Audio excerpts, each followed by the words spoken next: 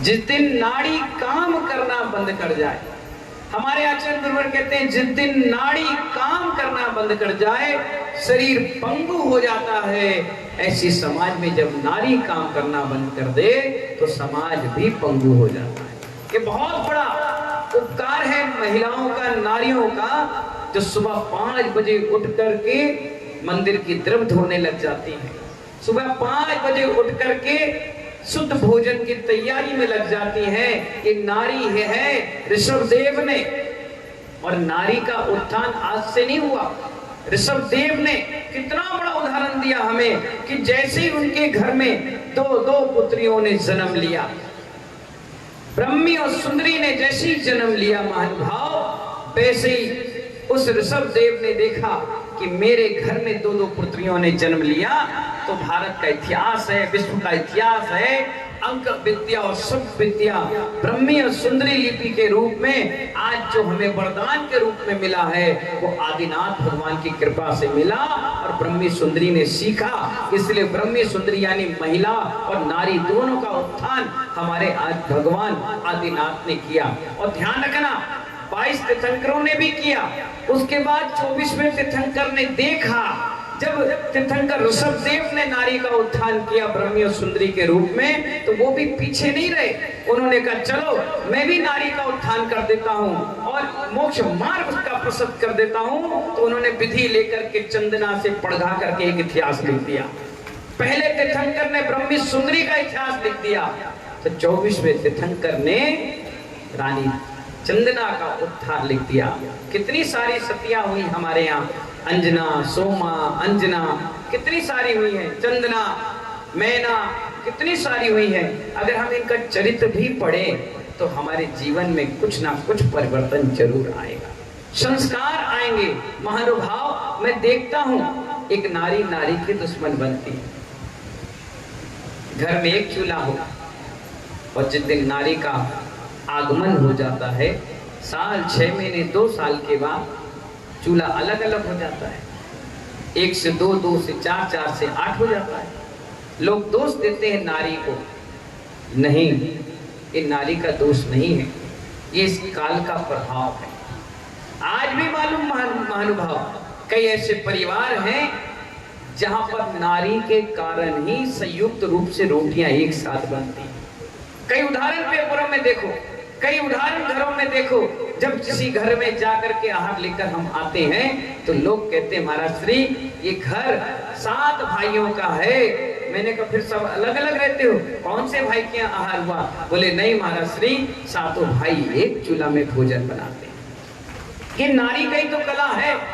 72 कलाओं में नारी के पास भी कलाएं होती हैं, खाना बनाना, संस्कार देना, नाचना, गाना, धार्मिक अनुष्ठान, कलाकृतियां, चित्रकारी, बोलना, उठना, बैठना, ये बहुत सारी कलाएं इस नारी के अंदर होती है। आज हमने ये सब्जेक्ट इसलिए लिया क्योंकि हर कार्यक्रम में इस नारी का काम भीड़ बढ़ाना ही रखा। आप देख लीजिए, आदिनाथ भगवान के समय में 5 लाख मुनि थे तो 25 लाख आरिकाएं। अगर भगवान महावीर की बात करें तो 1 लाख मुनि और 5 लाख आरिकाएं। एक भी आरिका का नाम नहीं लेता, एक भी दीदी का नाम नहीं आया, महिलाओं का नाम नहीं आया। क्या बात है, बेचारी ने कभी मेहनत नहीं किया कि लेकिन डरपोक की तरह। अभी एक कह रही थी मैं महारानी लक्ष्मीबाई, मैंने कहा आज भी लक्ष्मीबाई है, आज भी हर घर में लक्ष्मीबाई है, हर घर में। पूछो कैसे? ऐसे मत पूछो पत्थर मार के, प्यार से पूछो, अच्छे से बोलो। एक उपाध्याय श्री, आज घर घर में महारानी लक्ष्मीबाई कैसे है? सुनिए, जब आपकी शादी हुई तो आपकी सास ने क्या कहा? हमारे यहाँ महारानी आई। क्या आई? जोर से बोलो ना। महारानी आई, महारानी आई, महारानी आई। क्यों? क्योंकि आप कार लाए, पैसे लाए, बैंक बैलेंस लाए, सोना चांदी आभूषण, कितनी सारी गिफ्ट लेकर आए, तो आपको क्या संज्ञा दी गई? जोर से बोलो ना। महारानी आई। और जब महारानी आई तो मुंह दिखाई में क्या मिला? अरे बिना मुंह दिखाए कुछ देता है? कोई अंगूठी देता है, कोई चेन देता है, कोई 500, 1000, 2000 रुपए पकड़ा जाता है। तो महारानी आई और साथ में क्या लाई? तो क्या हो गई महारानी लक्ष्मी। और जब 2-4-10 महीने बीत जाए और वो टाइम ना आए तो बर्तन मांजते क्या नजर आती हो? तो कहलाई कि नहीं कहलाई महारानी लक्ष्मी? अब वो तो चली गई, लेकिन वो तुमको बनाकर चली गई कि घर घर में महारानी लक्ष्मी बाई है। अब नहीं ताली बजाओगी अपने लिए? हो कि नहीं महारानी लक्ष्मी बाई? समय समय पर महारानी लक्ष्मी बाई, समय समय पर यशोदा, समय समय पर द्रौपदी, समय समय पर सीता, समय समय पर अंजना बनकर के ये हमारी मातृ शक्ति हम जैसे लोगों का उद्धार करती है। मुझे भी मालूम है 16 साल की उम्र में मैं घर छोड़कर निकल गया और मुझे जन्म देने वाली माँ थी, उसने मेरा हाथ पकड़ा और पकड़कर मुझसे कहा कि तुम नहीं जाओगे। मैंने कहा क्यों नहीं जाएंगे? मारेंगे। मैंने कहा 16 साल में तो मारी नहीं, अब क्या मारोगे? बोले पीटेंगे। मतलब नहीं पीट सकती, तो तुम्हारा हृदय इतना कोमल है कि तुम मार के भी अपने सीने से मुझे लगाओगे, मुझे मालूम है नहीं कर सकती। बोले नहीं, हमारी आज्ञा के बगैर तुम दीक्षा नहीं ले सकते। मैंने कहा अच्छा, भगवान महावीर ने अपनी माँ से आज्ञा ली थी? बोले वो भी रोई थी, वो भी चिल्लाई थी, लेकिन भगवान महावीर माने क्या, वो भी महावीर बन गए। मैं तो जाऊंगा। वो हाथ पकड़ी, मेरे खींच रही थी। मैंने कहा सुनो, आज मैंने स्वाध्याय में एक बात पढ़ी है, देखिए माँ का हृदय कितना कोमल होता है। मैंने कहा अपनी माँ से कि माँ मैंने आज एक बात लाइन शास्त्र स्वाध्याय में पढ़ी थी, महाराज जी कह रहे थे जो व्यक्ति संयम के मार्ग पर जाता है, अगर कोई उसे रोकता है तो नरक जाना पड़ता, उसे डंडे पड़ते, नरक के डर के मारे उसने मुझे छोड़ दिया। बोले जाओ सत्य, हमें नहीं जाना है नरक। मैंने देखो अगर पहले मान जाती तो। और देखिए उस माँ की ही ममता है, गर्भ में था तभी उसने उपवास किया, उस उपवास का ही असर है कि उपाध्याय वैष्णव सागर तुम्हारे सामने जिंदा है। और भी ऐसी माँ होंगी जो अपने गर्भ में बच्चे पलते हैं तभी उनका अबॉर्शन कर देती। काश अगर मेरी माँ अबॉर्शन करा देती तो वैष्णव सागर में टुकड़े टुकड़े करके रोड पर कचड़े के डब्बे में या किसी नगर पालिका डब्बे में पड़ा होता। उस माँ का बहुत बड़ा उपकार था, उसने मुझे जीवंत नमोकार मंत्र में समाविष्ट कर दिया। और हमारे गुरु के रूप में हमारी माँ है, आज हमारे बीच में गुरुवर है। वो गुरुवर ने बहुत आशीर्वाद दिया, कहा कि तुम एक हाथ से अगर जेंट्स को आशीर्वाद दो तो दूसरे हाथ से हमारी माताओं को आशीर्वाद देना, और हमेशा ये कहना कि धर्म वर्धि रस्तु, हमेशा धर्म के क्षेत्र में आगे बढ़ते जाना। हमारी समिति वर्षा योग समिति कह रही थी कि नारी उत्थान के बारे में क्या कार्यक्रम है। मैंने कहा इसको बताया नहीं जाता, इसको दिखाया जाता है।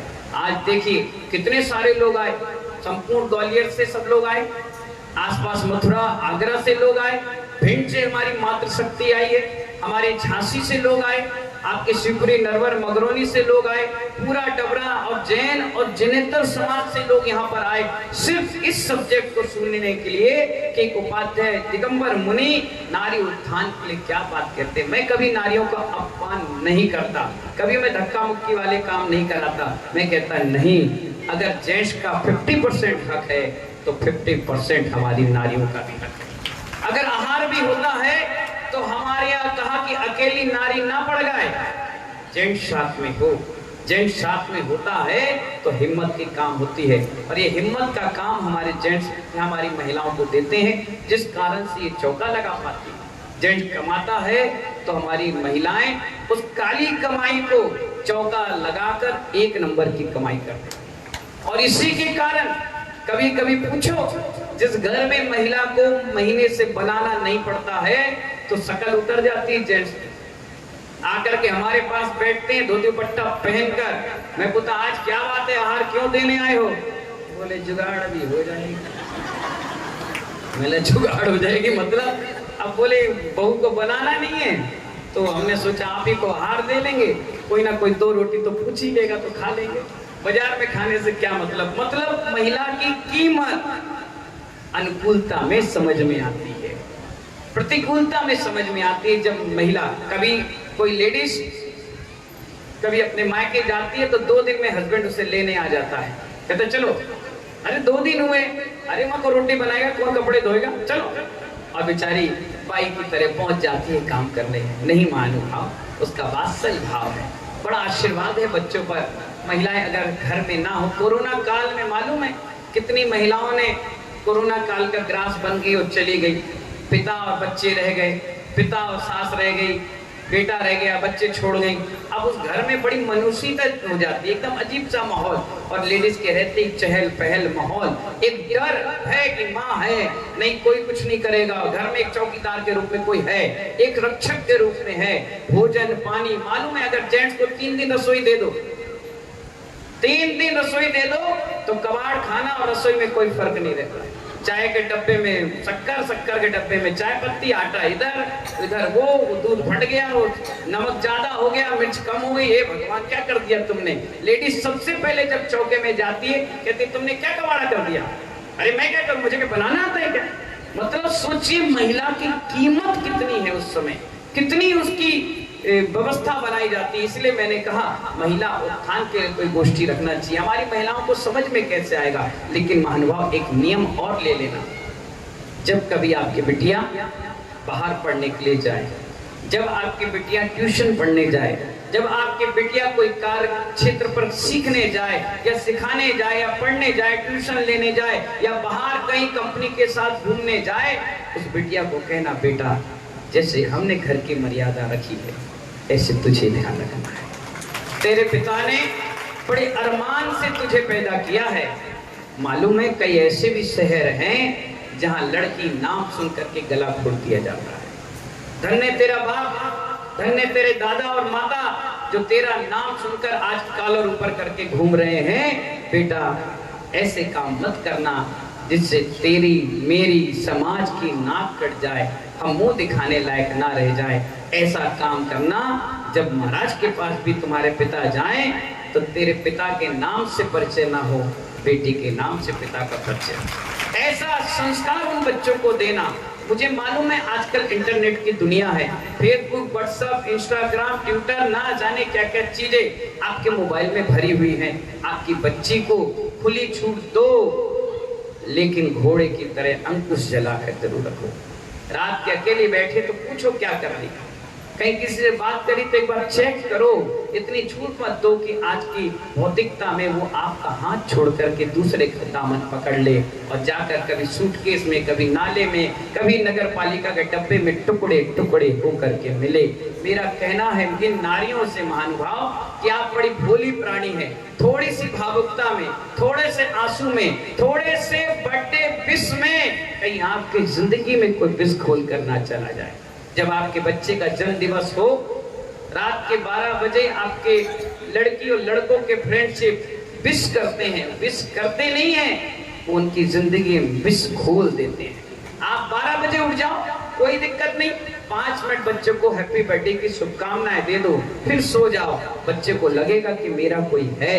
और आप क्या करते हो, रजाई और चद्दर ओढ़ करके सो जाते हो। लड़का और लड़की जब अकेले इंटरनेट पर बैठते हैं तो बस वही गंदी बातें, वही गंदा पाश्चात्य संस्कृति उन पर हावी हो जाता है और अपने माँ बाप जिन्हें जन्म दिया उससे ज्यादा सगा उसे समझने लगते हैं। और माँ कहती है मैं जहर खा के मर जाऊंगी, पिता कहते हैं मैं फांसी लगाकर मर जाऊंगा, और लड़की कहती है कि मर जाओ, मैं तो उसी के संग जाऊंगी। महानुभाव इस नारी उत्थान के कार्यक्रम में, नारी का योगदान के कार्यक्रम में हम यही चाहते हैं, लड़कियां पैदा होना बुरी बात नहीं है, जब बुरी संगति कर लेती है वो बुरी बात है। इसलिए संगति सर्व आर्य, आचार्य कहते हैं अच्छे बच्चों की संगति करें, अच्छे स्कूल में डालें जहां उनकी संस्कृति और सभ्यता का नाश ना हो। आपसे निवेदन है कि अपने बच्चों को बचा कर रखें, आम की तरह सड़ाए नहीं, आम जन के बीच सम्मान के साथ जिंदगी जिए। इन्हीं मंगल भावना के साथ 13 मिनट आपके लिए 3 मिनट एक्स्ट्रा, उसके लिए क्षमा करें।